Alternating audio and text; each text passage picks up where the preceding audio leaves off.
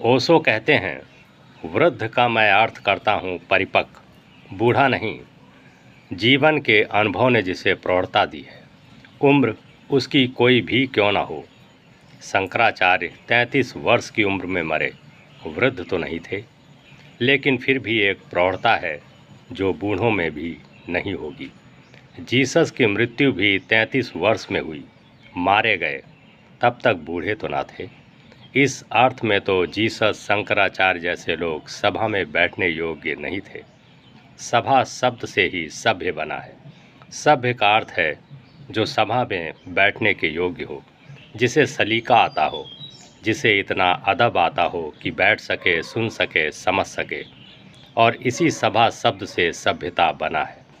जो सभा में बैठने के योग्य है वह सभ्य, और सभ्य लोगों का जो समूह है उसके जीवन की जो शैली, जो व्यवस्था, जो आचरण, जो अनुशासन है, वह सभ्यता।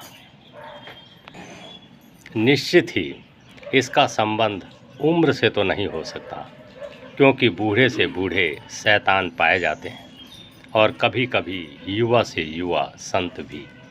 सच तो ये है, जो युवा होते हुए भी संत ना हो सका, क्या खाक बूढ़ा होकर संत हो पाएगा।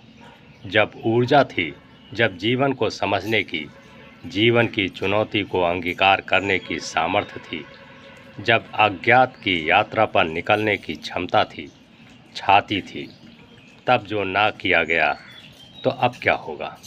तब जिसने जीवन के शिखर छूने के लिए पंख न फैलाए, जब उड़ सकता था, जब प्राणों में सितारों को छूने के सपने थे, तब जो दुबका बैठा रहा अपने घोंसले में, वह तुम सोचते हो बूढ़ा होकर, जीर्ण जर्जर होकर, खंडहर होकर, सब तरफ से टूट कर फूट कर अब अनंत की यात्रा पर निकलेगा। जीवन भर जिस घोंसले को पकड़ कर बैठा है, अब इस अंतिम क्षण में तुम सोचते हो अपनी व्यवस्था, अपनी सुरक्षा, अपना सब कुछ छोड़ छाड़ कर, त्याग कर उस दूर के किनारे का जिसका कोई भरोसा नहीं, वह यात्रा पर निकल पाएगा। यह असंभव है। इसीलिए मेरा अर्थ समझने की कोशिश करो। वृद्ध से मेरा अर्थ उम्र से नहीं, वृद्ध से मेरा अर्थ है जीवन की अग्नि में जो तपा है, निखरा है।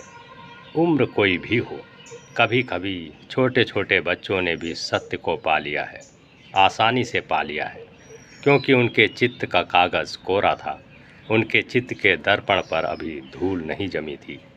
इसीलिए जीसस ने बार बार कहा है, धन्य भागी हैं वे छोटे से बच्चों की भांति लोग।